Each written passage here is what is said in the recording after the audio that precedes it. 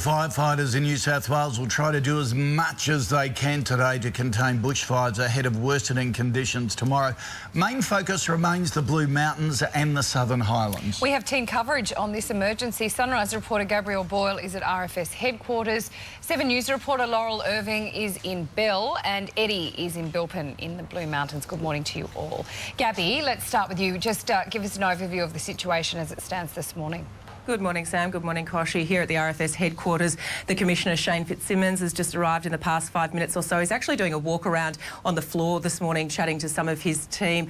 He's got a coffee in hand, and I tell you what, he's going to need all the energy he can get. It is going to be a very big day for not only him, his team here at the RFS, and the hundreds of firefighters that are out on fronts right across New South Wales. To give you some perspective on what we were facing coming into today, this major bushfire situation, 120,000 hectares of land is either burned already or continues to burn across our state. We've got 62 fires burning across New South Wales. 13 of those are currently classified as uncontained.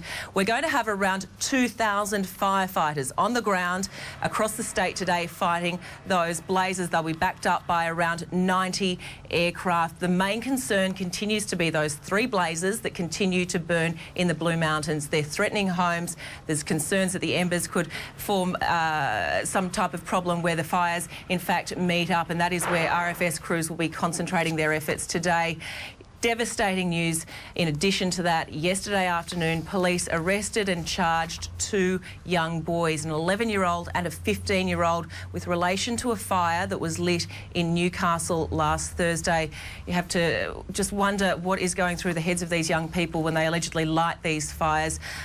Police investigations into those blazes are continuing. It's going to be a long day for teams here at the RFS and for teams out in the field, guys. Erin, though, a bit of good news. The alert level for the Springwood fire has been downgraded overnight to watch and act.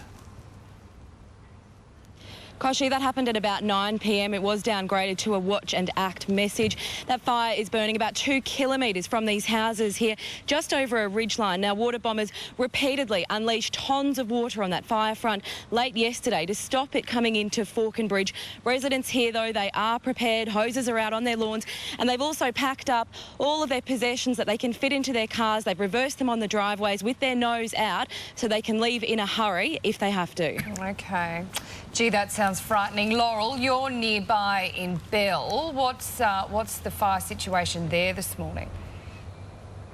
Sam, it's a lot cooler here this morning and still, which is pretty important, and there's also been a few spots of rain.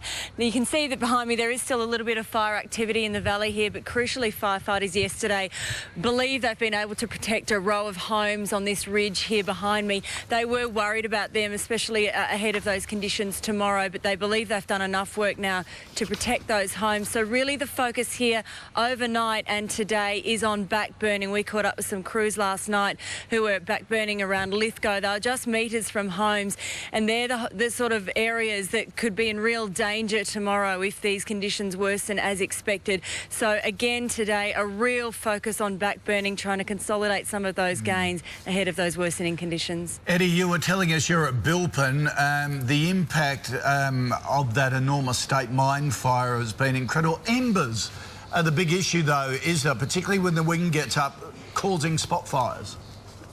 Yeah, as it is with any fire, Koshi, those embers can travel kilometres further than the actual fire front. And here, as I was explaining earlier, and if you're familiar with Bilpin, it's a massive area for orchards, and a lot of these people around here are choosing to stay, protect their properties, make sure that their livelihoods are protected as well. The RFS is not ruling out evacuations in this area if that becomes necessary. However, the weather, it's looking okay. There's a little bit of rain around today, which should help. 65% chance of rain today and also 60% chance of rain tomorrow. But those winds, as we were speaking about yesterday, will pick up tomorrow to around 50 to 70 kilometres per hour. So that is not good news for fireys.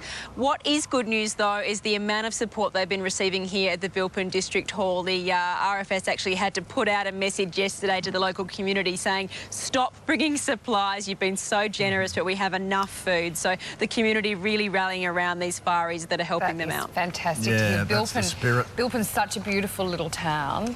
I mean, they're all beautiful little towns through the Blue Mountains. It's a beautiful area, so we wish them all the best. Thank you, girls. We'll check in with you again soon.